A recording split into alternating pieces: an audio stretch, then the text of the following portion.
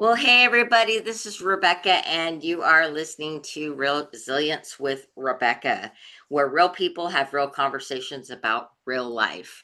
And sometimes life gets a little messy, and that's what we talk about. We talk about the messy middle and getting back up on our feet and the tips and tools that we use to do that.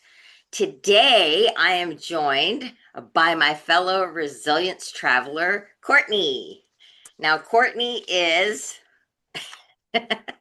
setting a new standard for how to understand, shop, and choose the right healthcare coverage for you. Her commitment to education and transparency is changing the way people think about their coverage and handle their insurance needs, as well as providing assistance to make new selections in, in life event as life events dictate. My goodness, my tongue is twisting. So sorry, Courtney. That's okay. As the founder of Sincera, she specializes in customizing insurance packages tailored to specific needs and making your health coverage make sense. That would be nice. Wouldn't it? That is my mission in life.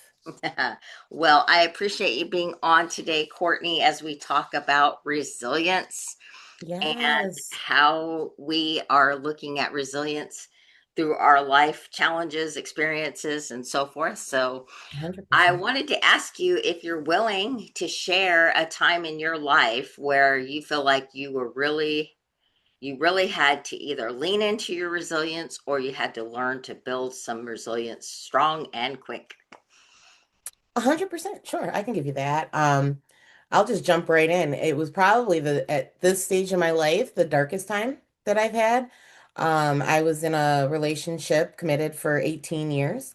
And when that crumbled, I found myself in a very scary place. I had been with this person from 16 to almost 36. Mm, So I was naive in a lot of things, and everything I knew involved him.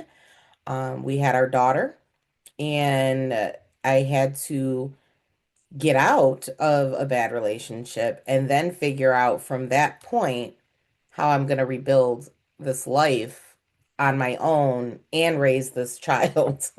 right. So yeah, that was definitely a very, very dark time, but it was a time that I'm glad I went through. And do you feel like that made you a stronger person going through it? Oh gosh, 100%. 100%. I don't think I would be where I am today or who I am today if I had not gone through that experience. Right, right. What do you feel like it kind of forced you to do that you would not have done otherwise? Really forced me to depend on myself. I don't want to say I'm a person that like likes to be like, oh, you do it. But you get into habits, you get into routines, Hmm. and managing the household was not my responsibility. That wasn't part of my to-do list. So I was mainly responsible just for making sure our daughter was great, you know what I mean? And that Yeah, was my responsibility. And now it was, I have to pay all the bills. I have to generate enough income to take care of everything.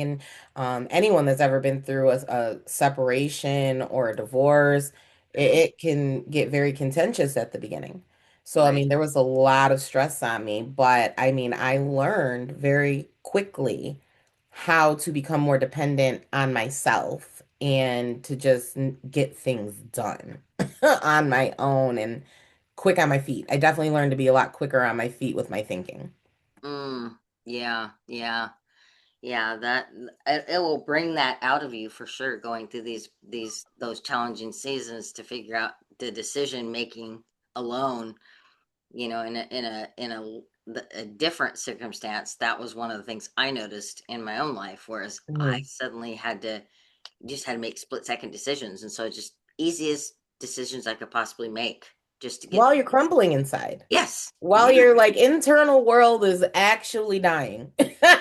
yes, But you're still yes. responsible for life, you Hmm. know? And that was that was hard too for me. But it taught me that I can do it. Like I can get through what's going on internally Hmm. and still get done what I need to get done. But I've also learned how to lean on people more.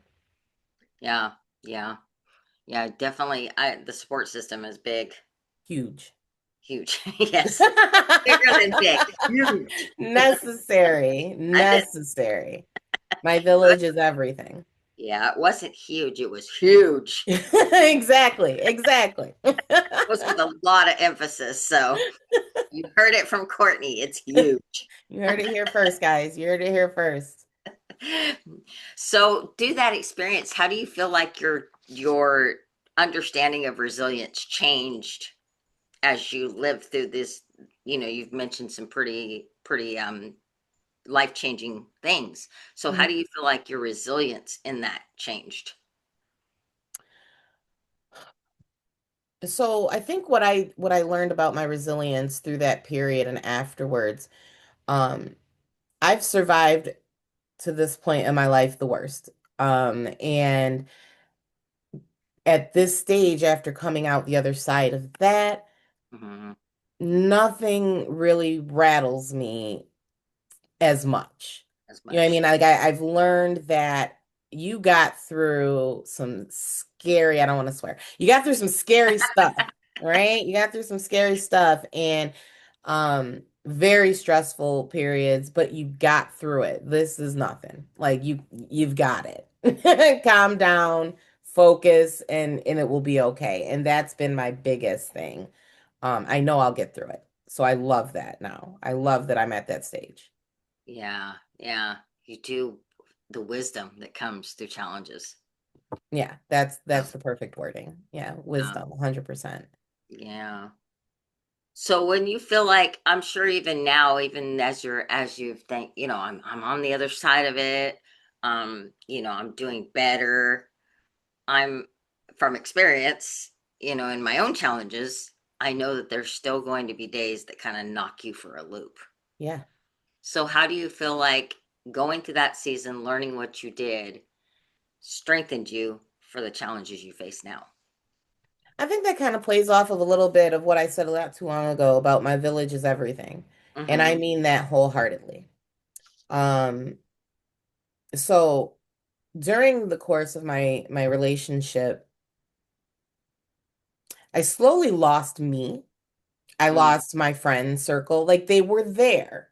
They right. were on the outside orbits of my life, Mm-hmm. but they were not a part of my day-to-day life.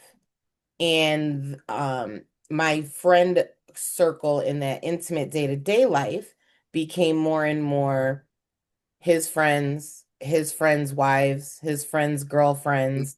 So these are the people that I'm around all the time.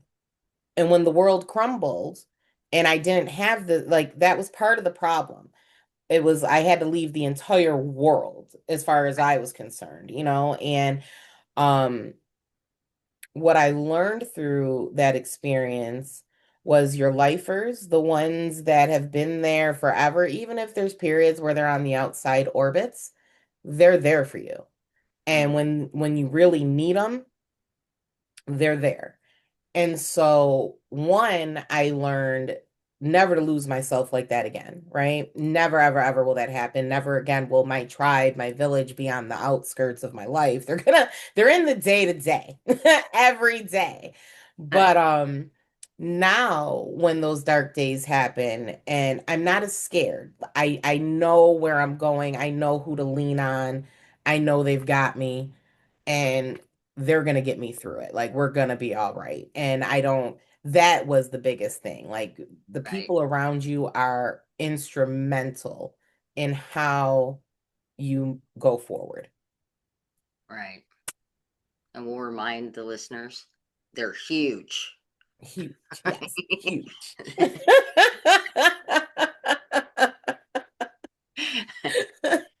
So I love how you're bringing in the people in your life, because I think, I hate to use the term "it takes a village" because it's just overused, Mhm. but we do need people in our life.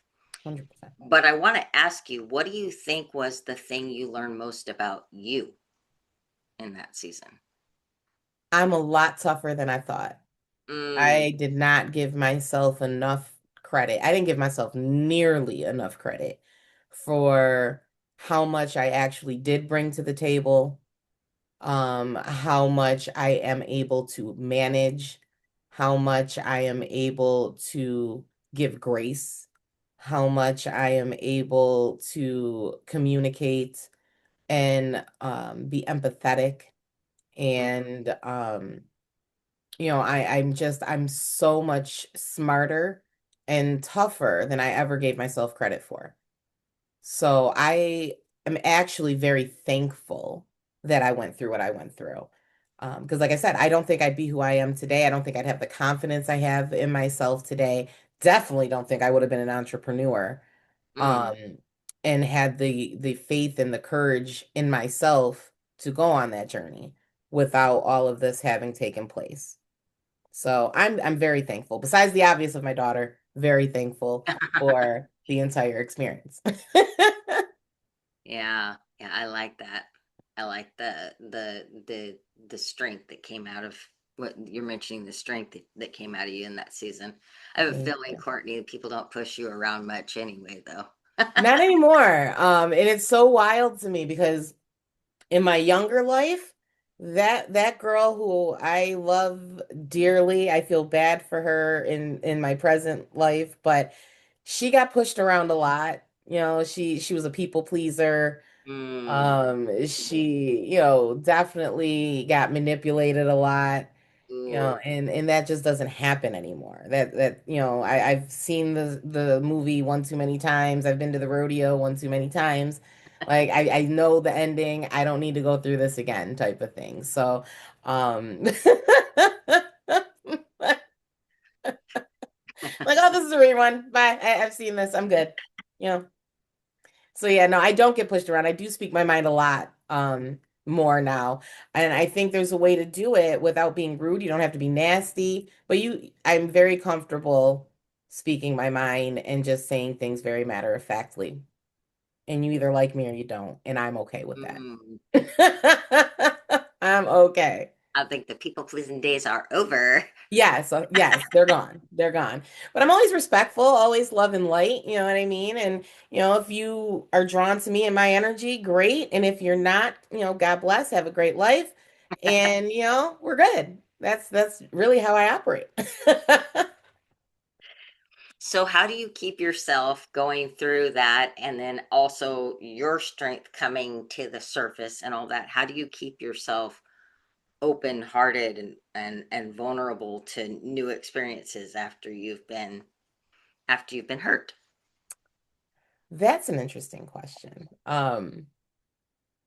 It is taking me a long time to get to a stage of one, acknowledging red flags when they occur. Mm, Um, I am a person that if I can rationalize and understand why a person's doing something that they're doing, I can make an excuse for it. I'm very good at that. And I shouldn't do that. It took me a long time to learn that. Believe them the first time. When someone shows you who they are, believe them the first time. And I hate to say it this way because it sounds really cold, but I've gotten really good at being able to walk away and hmm. saying, I don't even need to see anything further. I've been here and I move on. But um I have gotten hurt many, many times. And to me, it's been a learning process, right? So with each new experience, I have learned, nope, that's not something I want, or, there's something in here that I really did enjoy, and I want to find that going forward, and but with other things.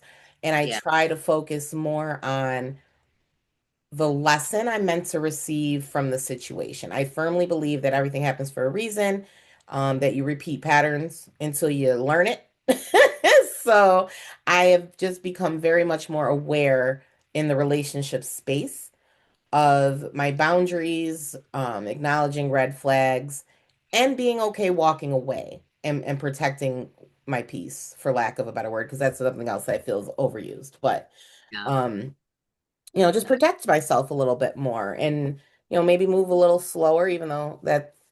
I don't typically move fast, but I learned the hard way sometimes slow isn't the best route either. You can still get hurt. So, just paying attention more, I think, has been my biggest thing. And like I said, just being comfortable walking away. I think that is probably my biggest thing. A lot of people don't, you want to give the chances over and over again. You feel bad, you feel guilty, Uh, and then you put yourself through it for what? And in the end, you're like, yeah, I should have done that. So I've just gotten more comfortable with I've seen this, I recognize this, and walk away. yeah. I believe they call that healthy boundaries. Yeah, it took me a long time to learn those. Long time. I think it takes all of us a little longer than we care to admit.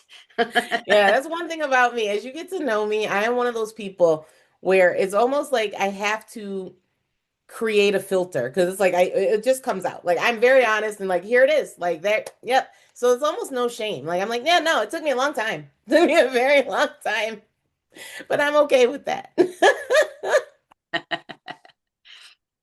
Now, do you feel like there's parts of you because you've mentioned several times that you're able to speak for yourself more, you don't get pushed around more as much, you're mindful of all that kind of stuff. I liked all the those words you were using. I was just like, ooh, awareness and all that. But are there parts of you that grew quieter as a result? Oh yeah. Yes. Um, Maybe that's where I was kind of leaning into when I said moving slower.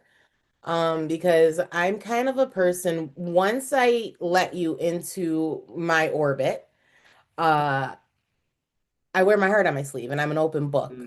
And I, will talk about everything and anything. And I don't need to do that. And I probably shouldn't do that.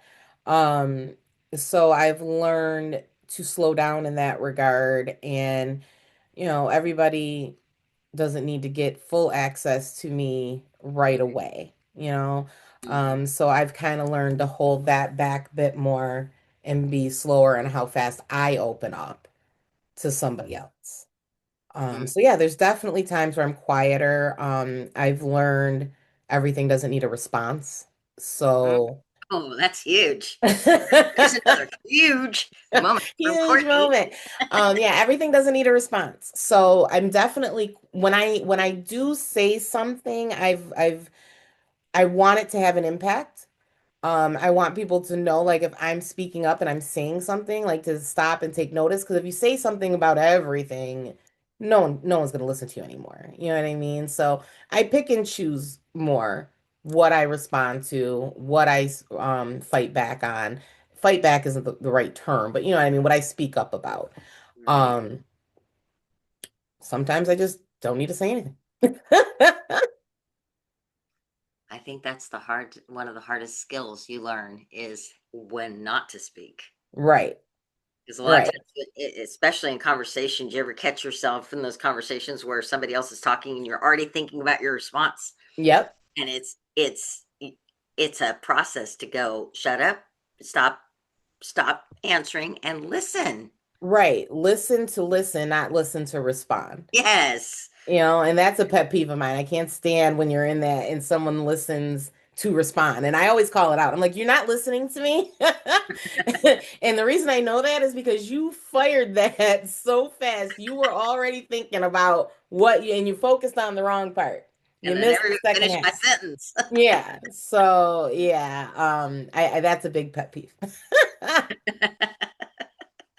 Yeah, for sure. So how do you what would you say if you were told the word resilience, because that's the topic we're kind of talking, well, not kind of talking about, that's what we are talking about today. The topic of resilience is brought up. What is your definition of that? What's your personal definition of resilience? Get knocked down 9 times, get up 10. Um, Learning how to get up again, dust yourself off, think about the experience, learn the lesson, and move forward. Try again. Take what you learned and try again. To me, that is really all of our journeys. Right. in everything we do. So nothing is going to be a straight line. Nothing is going to be super easy, especially anything you really want. You got to work for it one way or another. Um, and you're going to get knocked down. And it's what you do at that point that is resilience for me. A resilient person is going to get back up and they're Mm, going to go again. mm. Yeah, I had an image of the boxing ring when you were talking about that. Like, yeah, because I that's what like boxing. Yeah. you're in there, you beaten and bloody, and then it's Right? And how many of us are going to pay, like, get that beating and then go back and do it again? do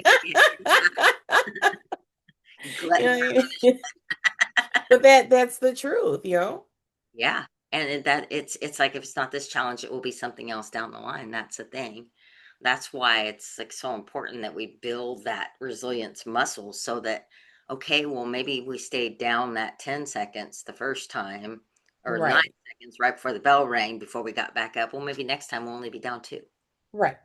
Exactly. I like that analogy. I like that analogy a lot, actually. I was watching a thing last night that talked about boxing, and boxing must be in my brain. Okay. I like it. I'm a boxing fan, so I'm here for it. Well, I don't know too much about it other than you've got to your footwork has to be correct. And, Where and you, cover your face. where you place your mark your face, point your feet. Yes. What I know about it. You mentioned earlier about having like your support group as being your huge thing that got you through Mhm. the situation. What about those that don't really have a big support group? How would you encourage them to build resilience and lean into their strength? Okay. So those that don't have a support group or a close-knit community around them, I think I have two parts to this. One, you can always start going places that are of interest to you and start connecting with like-minded individuals and start building your village.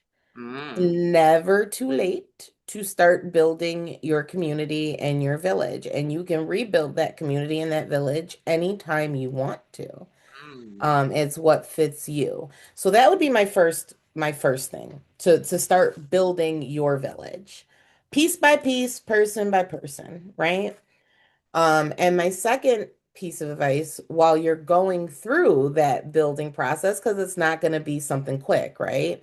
Finding people that are in alignment with you and all that stuff. And, that takes time. So in the shorter term, use the resources that you have available to you, whether that is a spiritual advisor, a therapist, a life coach. Find somebody to help you navigate this path while you're building your village. mm. So that would be what I told somebody that didn't have a close-knit group around them already. Act while you act is what you're saying. Yes. Yes. Absolutely. All right. Well, final question in our little talk today. If Wow, that you went fast. were a yeah, it did, huh? Thesaurus and your word that you type into the well, I guess we're a thesaurus on the computer if we're typing it in, and you type in the word resilience, what's your synonym? What's my synonym?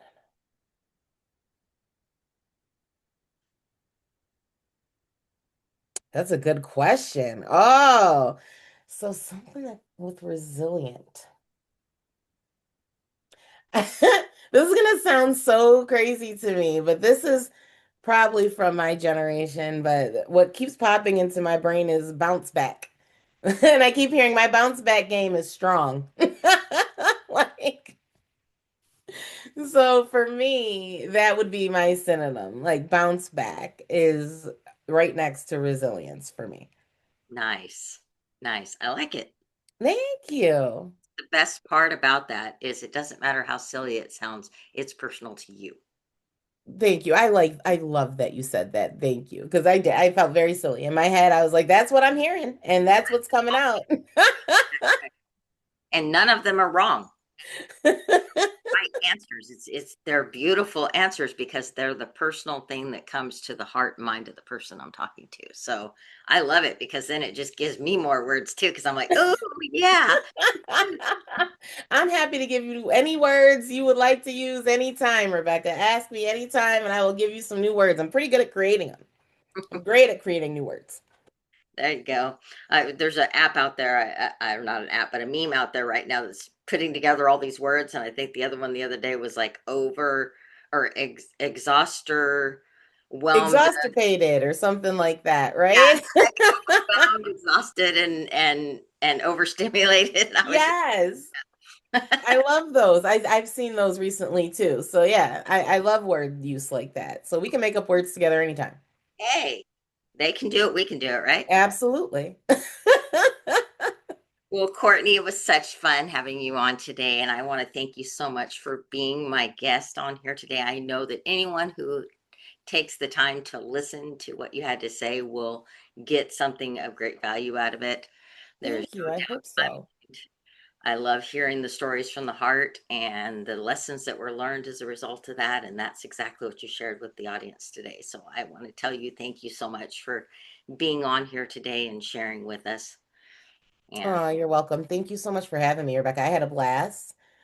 So anytime, happy to talk. And I do. I hope some people resonate with some of the things that I said. And if you get any feedback from anyone, I'd love to hear about it because anybody that takes something positive away is worth sharing. absolutely, absolutely. That's what this is all about. 100%.